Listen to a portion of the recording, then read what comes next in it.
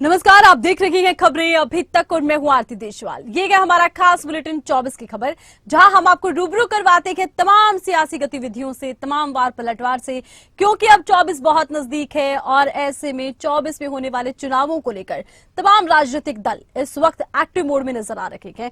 कहीं बैठकों का दौर चल रहा है, कहीं मंथन किया जा रहा है, तो कहीं एक दूसरे पर वार पलटवार के दौर देखने को मिल रहे हैं। तो चलिए करते हैं शुरुआत। 2024 को देखते हुए देश भर में केंद्र सरकार की ओर से विकसित भारत संकल्प यात्रा चलाई गई है, जिसके चलते प्रधानमंत्री नरेंद्र मोदी ने वीडियो कॉन्फ्रेंसिंग के जरिए विकसित भारत संकल्प यात्रा के लाभार्थियों से बातचीत की। उन्होंने कहा कि विकसित भारत संकल्प यात्रा को शुरू हुए अभी 50 दिन भी नहीं हुए, लेकिन ये यात्रा लाखों गांव तक पहुंच चुकी है। ये अपने आप में एक वैश्विक रिकॉर्ड बनने की जैसा है। बहुत बड़ा विकास का महोत्सव चल रहा है।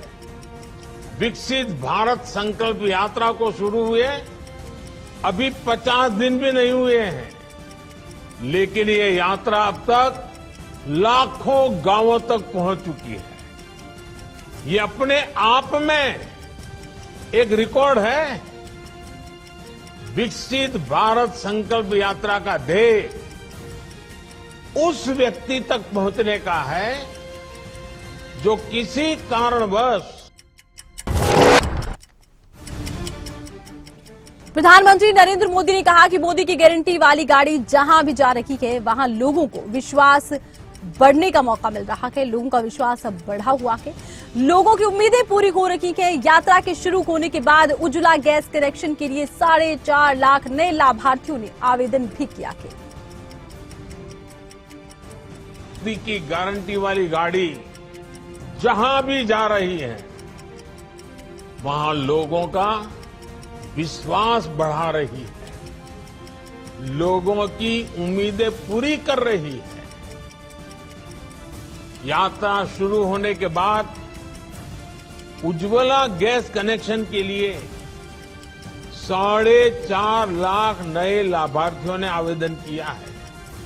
मैंने पूछा भाई ये कैसे आ गए, तो बोले परिवार बड़ा हो गया, बेटा अलग रहने गया।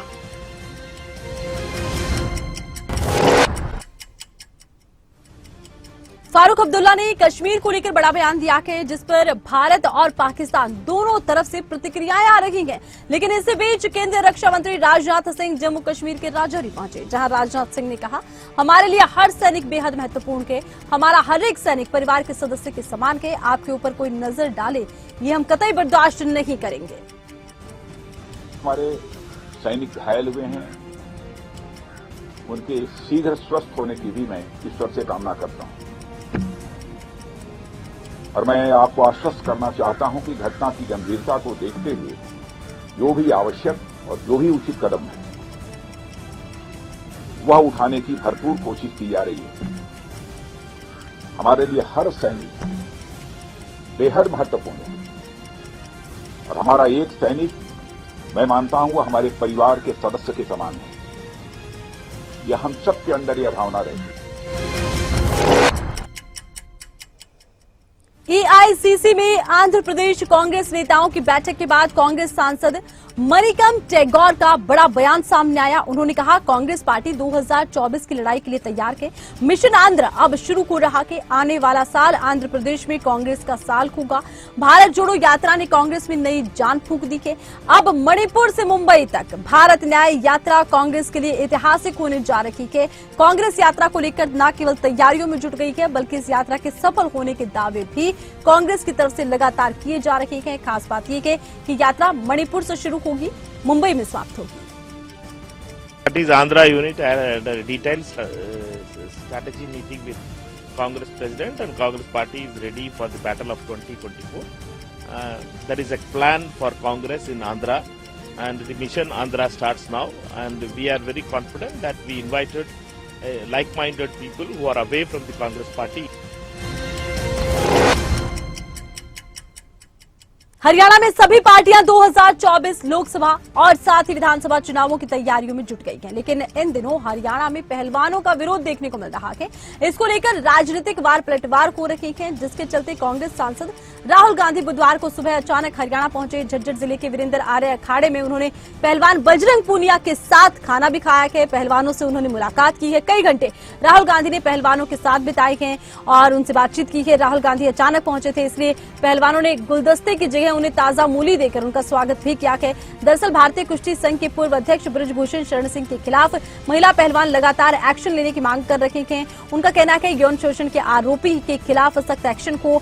जब बृजभूषण के करीबी संजय सिंह बबलू को फेडरेशन का नया अध्यक्ष चुना गया, इसी के विरोध में साक्षी मलिक ने कुश्ती छोड़ने का फैसला लिया। वहीं बजरंग पूनिया ने अपना पद्मश्री पीएम आवास के सामने छोड़ दिया। विनेश फोगाट ने अपना अर्जुन अवार्ड और मेजर ध्यानचंद खेल पुरस्कार छोड़ने का ऐलान कर दिया। इसके बाद राहुल गांधी अखाड़े में पहुंचे, पहलवानों से मिले। हरियाणा के गृह मंत्री अनिल विज का राहुल गांधी को लेकर बयान सामने आया है। उनका कहना है कि ना तो उनकी पहली यात्रा करने से कोई सत्ता खिला सका, ना ही इस यात्रा से कुछ होगा। हाँ, मनोरंजन के लिए ठीक है, वो काफी कुछ करते रहते हैं। वो कभी सब्जी बोने लगते हैं, कभी पहलवानों के साथ कुश्ती करते हैं, कभी वैकल्पिक काम ढूंढ रहे हैं, क्योंकि राजनीति में उनका करियर लगभग चौपट हो गया है। देखिए, अब उनकी उम्र यात्रा करने की ही है। ना तो उनकी पहली यात्रा करने से कहीं पे कोई पत्ता हिला, ना उनकी इस यात्रा करने से कुछ निकलना है। हाँ, मनोरंजन के लिए ठीक है, वो काफी कुछ करते रहते हैं। हरियाणा के खाने में भी पहलवानों के साथ कुश्ती करते हुए नजर आए। हाँ, मैंने बताया ना कि कभी वो सब्जी बोने लगते हैं, कभी पहलवानों के साथ कुश्ती। हरियाणा के बिजली मंत्री रणजीत सिंह चौटाला ने कांग्रेस के प्रदेश अध्यक्ष उदय भान के झुका हुआ जाट टूटी हुई खाट के बयान पर प्रतिक्रिया देते हुए कहा, इस तरह से सामाजिक टिप्पणी करना गलत है। उदय भान के इस बयान से कांग्रेस को बहुत बड़ा नुकसान होगा। ये कांग्रेस को सोचना चाहिए इस बयान से कितना नुकसान हुआ है। मेरे ख्याल में बहुत बड़ा कांग्रेस का नुकसान है। ऐसी मीना भाग की किसी पे सामाजिक टिप्पणी करने, ये तो फिर हुड्डा साहब भी झुके भी रहे हैं बहुत सालों से, ये ऐसी बयान नहीं करने चाहिए। हुड्डा साहब भी कांग्रेस हाईकमांड ने कभी न कभी उनके खिलाफ ही रहा, अब तक उन्हें आगे बढ़ने में रुकावट ही करते रहे। तो इस तरीके के बयान जिसका कोई मीनिंग नहीं, को मतलब एक पार्टी प्रेसिडेंट होकर सुनना, समझता हूँ कि पार्टी का ही नुकसान होता है। समाज में कोई बातें ऐसी, कोई पढ़ा लिखा आदमी, कोई सिविलाइज सोसाइटी में ये बातें पसंद नहीं करता।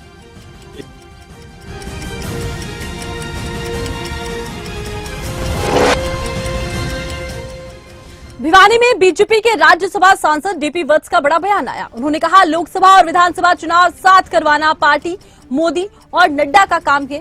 हम बीजेपी की फौज हैं, लड़ाई को तैयार हैं, बस आदेश का इंतजार कर रहे हैं। इस बात का तो पार्टी जाने, मोदी जी जाने, अमित शाह जी जाने, होम मिनिस्टर हैं या नड्डा जी जाने। हम तो फौज हैं, तैयार हैं, लड़ाई का हुक्म तो कोई और ही देगा। देखो, जब मैच होता है तो दोनों टीम तैयार होके आती हैं, उसमें हार और जीत यूं बता देते हैं कि कौन सी टीम अच्छी है। तो हमारी टीम, हमारा टीम कैप्टन, उनके टीम कैप्टन का बहुत बड़ा गैप है और पूरा संसार में इनकी शोहरत है, हमारी शोहरत है। इंडिया का कद बढ़ा है दुनिया में, हर एक फ्रंट पे बढ़ा है, चाहे फौजी डिफेंस हो, चाहे इंटरनेशनल रिलेशन हो। सतलुज यमुना लिंक नहर मामले को लेकर हरियाणा और पंजाब के बीच खींचतान बढ़ती नजर आ रही है। एक बार फिर एसवाईएल के मुद्दे पर बैठक हो रही है। इस बैठक की अध्यक्षता केंद्रीय मंत्री गजेंद्र सिंह शेखावत करने वाले हैं, तो वहीं हरियाणा और पंजाब के मुख्यमंत्री इस बैठक में शामिल होंगे। इस बीच पंजाब सीएम भगवंत मान से जब मीडिया ने इसे लेकर सवाल पूछने की कोशिश की तो उन्होंने कहा कि वो किसी राजनीतिक सवाल का जवाब नहीं देना चाहते, प्रतिक्रिया देने से बचते नजर आए हैं। हालांकि ये जरूर कहा जा रहा है कि पंजाब की सियासत इस मुद्दे पर गरमा गई है। राजनीतिक दल और किसान दल तमाम एक ही सुर में बोलते नजर आ रहे हैं, एसवाईएल का पानी नहीं देंगे। लेकिन सीएम भगवंत मान फिलहाल कुछ भी कहने से बच रहे हैं। देखना होगा कल पंजाब का रुख क्या रहता है। सब शहीदी सभा ਦੇ ਦਿਨ ਚੱਲ ਰਹੇ ਨੇ ਤੇ ਕੱਲ ਨੂੰ ਇੱਕ ਤਾਂ ਪਾਣੀਆਂ ਦੇ ਮਸਲੇ ਦੇ ਉੱਤੇ ਮੀਟਿੰਗ ਚੱਲਦੀ ਹੈ। ਅੱਜ ਕੋਈ ਰਾਜਨੀਤਿਕ ਸਵਾਲ ਨਾ ਕਰੋ। ਸੀਐਮ ਸਾਹਿਬ ਸ਼ਹੀਦੀ ਸਭਾ ਦੇ ਦਿਨ ਚੱਲ ਰਹੇ ਨੇ ਤੇ ਕੱਲ ਨੂੰ ਇੱਕ ਤਾਂ ਪਾਣੀਆਂ ਦੇ ਮਸਲੇ ਦੇ ਉੱਤੇ ਮੀਟਿੰਗ ਚੱਲਦੀ ਹੈ। ਅੱਜ ਕੋਈ ਰਾਜਨੀਤਿਕ ਸਵਾਲ ਨਾ ਕਰੋ। चंडीगढ़ में हो रही एसवाईएल को लेकर बैठक और इससे पहले पंजाब में इस पर सियासत गर्मा गई। पंजाब कांग्रेस प्रदेश अध्यक्ष अमरिंदर राजा वडिंग ने सर्वदलीय बैठक बुलाने की मांग की। पंजाब सरकार से सर्वदलीय मीटिंग बुलाने की मांग की है। पंजाब कांग्रेस प्रदेश अध्यक्ष अमरिंदर राजा वडिंग की तरफ से कहा गया है कि सर्वदलीय बैठक बुलाई जाए। बिल्कुल पंजाब के तमाम लोगों को जिनको इस मुद्दे के बारे में जानकारी है उनसे बातचीत करनी चाहिए। पंजाब सरकार को सब पार्टियों की मीटिंग बुलानी चाहिए और बैठ के जो सारी बात निकले उसके बाद आप अपना पक्ष जो कल मीटिंग होगी जहां ऊपर कहीं मीटिंग हो वहां पर रखें। लेकिन मेरे को लगता नहीं है एक ही बात कहने से, क्योंकि हमने तो यही कहना है उसमें कि अब पानी पंजाब का है, आपका हक बनता ही नहीं। ये बात हरियाणा सुनने को तैयार नहीं। हरियाणा एसवाईएल मुद्दे को लेकर पंजाब सरकार को घेरने में लगा हुआ है, तो वहीं इसको लेकर एक बार फिर एसवाईएल के मुद्दे पर बैठक हो रही है। इसी बीच देखा यह जा रहा है सियासत गर्मा गई है और आपको बता दें मीटिंग कल होनी है। इससे पहले हरियाणा और पंजाब के मुख्यमंत्रियों की बैठक को लेकर सियासी हलचल बढ़ गई है। एसवाईएल को लेकर हरियाणा से बीजेपी के राज्यसभा सांसद बीपी वत्स का एक बयान आया है। उन्होंने आम आदमी पार्टी से कहा कि न बैर है न प्यार है, पर एसवाईएल का पानी नहीं दिया तो 3 राज्यों की तरह हरियाणा में भी आपकी जमानत जब्त हो जाएगी। कि पंजाब में हुकूमत है और हरियाणा का हिस्से का पानी जो एसवाईएल का पानी बह के पाकिस्तान में भी बाढ़ लाता है, पंजाब में भी जलंधर और लुधियाना को डुबोता है, फिरोजपुर के एरिया में ऑलरेडी सेम आई हुई है। उस पानी को एसवाईएल के रास्ते से हरियाणा को दे, तब तो जाके उनका कुछ फेस बनता। कांग्रेस नेता जयराम रमेश ने भारत जोड़ो यात्रा को लेकर कहा कि भारत जोड़ो यात्रा के बाद अब राहुल गांधी के नेतृत्व में कांग्रेस पार्टी भारत न्याय यात्रा निकालने वाली है। 14 जनवरी से लेकर 20 मार्च तक 14 राज्यों से होकर यात्रा गुजरेगी। शुरुआत मणिपुर से होगी, मुंबई में इसकी समाप्ति होनी है। इस यात्रा को लेकर कांग्रेस में उत्साह देखने को मिल रहा है और अब यात्रा की तैयारियों में कांग्रेस के नेता और कार्यकर्ता जुटते नजर आ रहे हैं। अब भारत न्याय यात्रा, ताकि लोगों में हम आश्वासन देंगे कांग्रेस पार्टी की ओर से, राहुल गांधी जी की ओर से, कि कांग्रेस पार्टी वचनबद्ध है लोगों को, आम जनता को आर्थिक न्याय, सामाजिक न्याय और राजनीतिक न्याय पूर्ण तरीके से उपलब्ध हो। तो यही है पृष्ठभूमि भारत न्याय यात्रा।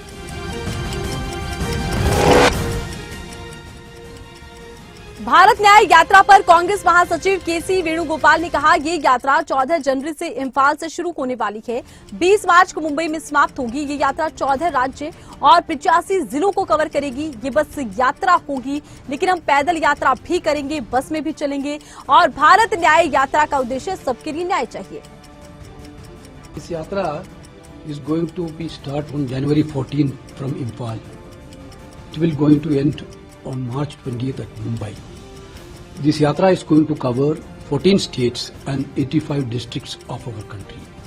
Basically the states like Manipur, Nagaland, Assam, West Bengal, Meghalaya, Bihar, Jharkhand, Madhya Pradesh, Chhattisgarh, then this Gujarat and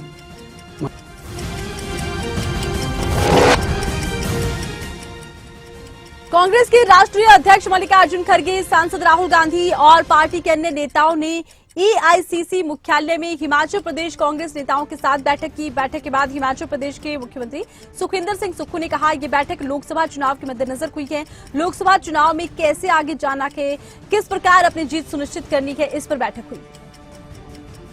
निश्चित तौर पर मीटिंग लोकसभा चुनावों को लेकर हुई है और लोकसभा चुनावों में कैसे हमने आगे जाना और किस प्रकार अपनी जीत सुनिश्चित करनी है, इस दृष्टिकोण से मीटिंग हुई है।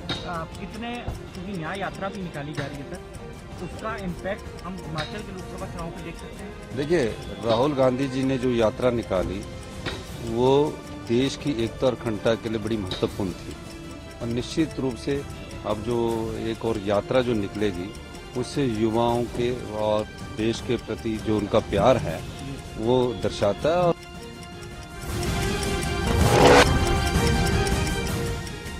दिल्ली में आगामी लोकसभा चुनाव को लेकर हिमाचल कांग्रेस की बैठक के बाद हिमाचल के डिप्टी सीएम मुकेश अग्निहोत्री का बयान और कांग्रेस मुख्यालय में हुई बैठक को लेकर मुकेश अग्निहोत्री ने कहा, बैठक में आगामी लोकसभा चुनाव को लेकर चर्चा हुई है, लोगों के बीच किस तरीके से जाना है, चर्चा की है। राहुल जी ने पहले भी यात्रा की है, अब उन्होंने सूचित किया है कि उनका अगला फेज जो है शुरू हो रहा है और साथ में राज्यों की स्ट्रेटजीज भी बन रही हैं। उसी नज़रिए से हिमाचल के 35 लीडर्स को आज बुलाया गया था, जिसमें हिमाचल प्रदेश की सारी कैबिनेट बुलाई गई थी, चीफ पार्लियामेंट्री सेक्रेटरी बुलाए गए थे, लीडर्स बुलाए गए थे और रणनीति तय की है। और आज से हम इलेक्शन मोड में जा रहे हैं, स्टेट इलेक्शन मोड में जा रहा है। और 1 साल पहले हमने हिमाचल जीता था, हिमाचल की जीत के बाद कर्नाटक की जीत हुई, तेलंगाना की जीत हुई, लेकिन शुरुआत हिमाचल ने की थी और हिमाचल को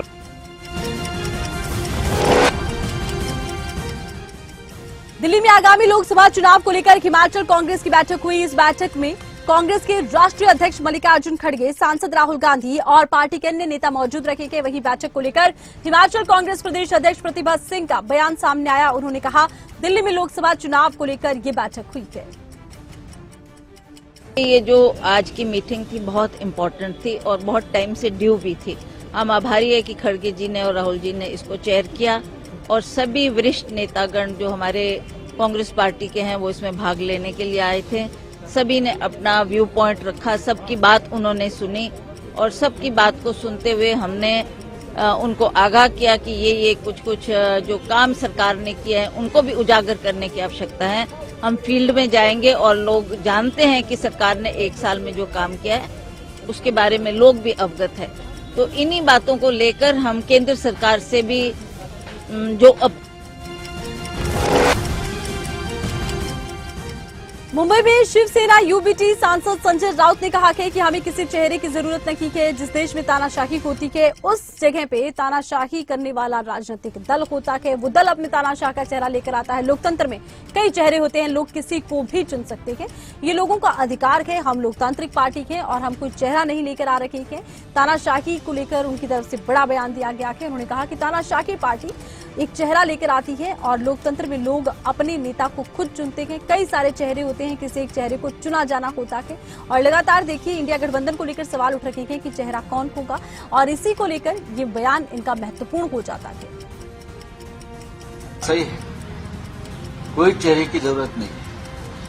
अगर जिस देश में तानाशाही होती है वो तानाशाही के पॉलिटिकल राजनीतिक दल होता है, वो दल अपने तानाशाह का जो चेहरा है वो सामने लाता है। लोकतंत्र में बहुत से चेहरे। दिल्ली में विकसित भारत संकल्प यात्रा के दौरान केंद्रीय मंत्री मीनाक्षी लेखी ने कहा कि आज डिजिटल भारत से लोगों के पास मोबाइल बैंकिंग पहुंच गई है, लेकिन कांग्रेस समय में केवल उनके पास व्यक्तिगत फोन बैंकिंग सेवाएं थी। हम उपकरण प्रदान करते हैं जबकि वो टूल किट प्रदान करते हैं और टूल किट का उन्होंने जिक्र किया है, कहा है कि टूल किट एक्टिव हो जाती है, वो टूल किट का इस्तेमाल करते हैं। टूल किट का इस्तेमाल करने की बात लगातार कई नेताओं की तरफ से कही गई है।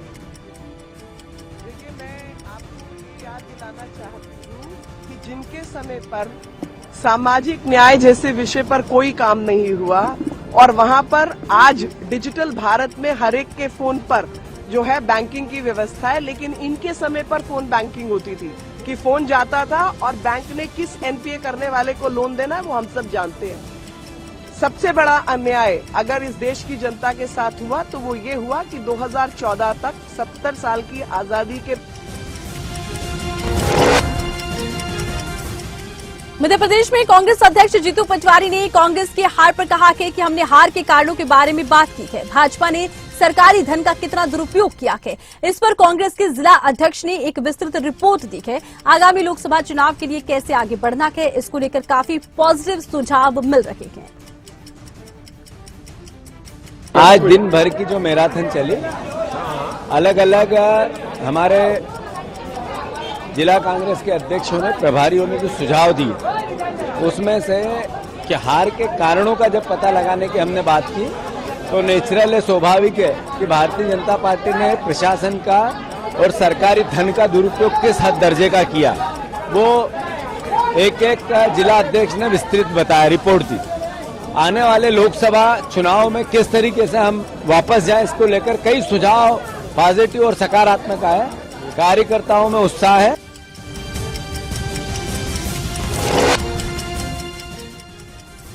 कर्नाटक के मंत्री और कांग्रेस नेता प्रियंक खरगे ने बुधवार को केंद्र सरकार पर हमला बोला। साथ ही उन्होंने आरोप लगाया कि अमित शाह स्वतंत्र भारत में सबसे अयोग्य गृह मंत्री हैं। उन्होंने ना तो मणिपुर के हालातों पर और ना कि हाल ही में संसद सुरक्षा उल्लंघन की घटना पर कोई बयान दिया है।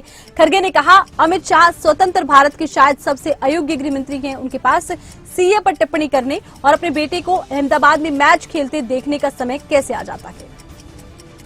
See, Amit Shah ji is perhaps the most incompetent home minister in independent India. How come he has time to comment on CA? How come he has time to go and watch his son administer cricket matches in Ahmedabad, but does not want to comment on Manipur? Does not want to come on the floor of the House on record on the Parliament attack, on the breach of security in the Parliament? Has he made a statement yet? So, as a home minister,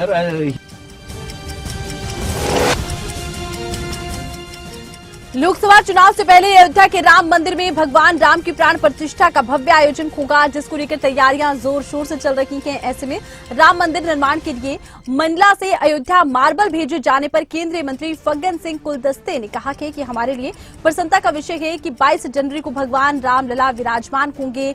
उसके लिए देश भर के सभी प्रमुख लोगों को आमंत्रित किया गया है। एक शुभ काम के लिए आदिवासी क्षेत्र से पत्थर अयोध्या गए थे। मैं गया था वहाँ पर, और मुझे लगता है हमारे सबके लिए भी प्रसन्नता का विषय है कि 22 तारीख को जनवरी में भगवान रामलला विराजमान हो जाएंगे और उसका पूरे देश भर के सभी जो प्रमुख लोग हैं, सभी राजनीतिक दलों के लोगों को, संत महात्माओं को, सबको आमंत्रित किया गया है। और बहुत एक अच्छे शुभ काम के लिए यहाँ से कम मंडला जैसे आदिवासी क्षेत्र से पत्थर गए हैं, तो हमारे लिए तो बहुत अच्छा सुखद है।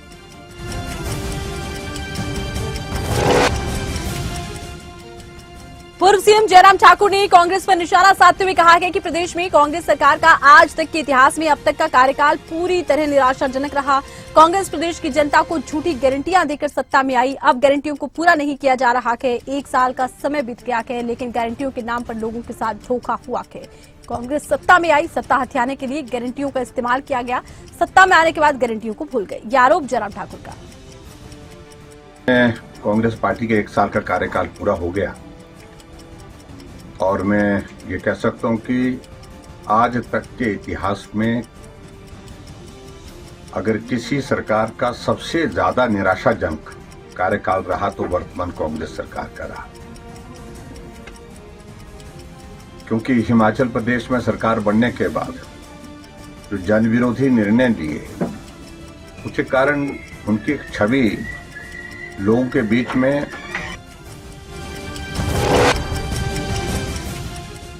कोलकाता में भाजपा सांसद लॉकेट चटर्जी ने कहा कि अमित शाह और जेपी नड्डा के यहां आने के बाद हमारा आत्मविश्वास बहुत बढ़ गया है। हम चाहते हैं कि हर जिले हर बूथ में ये आत्मविश्वास बढ़े। हम टीएमसी के भ्रष्टाचार को जनता के सामने लेकर आएंगे, टीएमसी को बेनकाब कर देंगे। टीएमसी ने लगातार भ्रष्टाचार किया है और आज हम मजबूत हैं।